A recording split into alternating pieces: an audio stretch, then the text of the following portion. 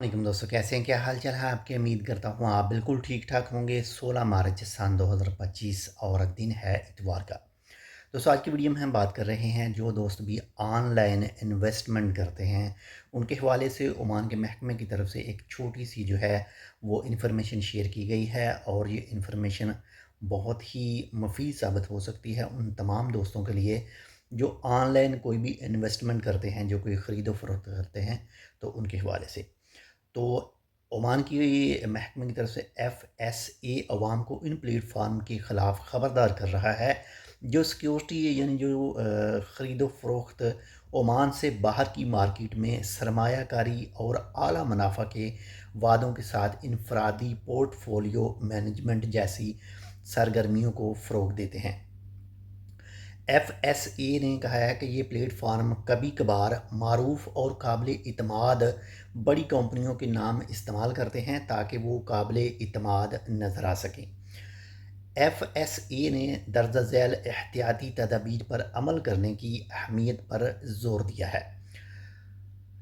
किसी भी सरमायाकारी का कदम उठाने से पहले प्लेटफार्म की साख के बारे में मुकम्मल तौर पर आगाह हों और उसकी तस्दीक कर लें।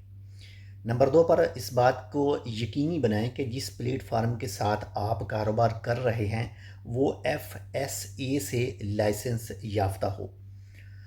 उन पेशकशों से होशियार रहें जो कम वक्त में बड़े माली मुनाफा का वादा करती हैं, क्योंकि ये एक अक्सर जाल बुना जाता है।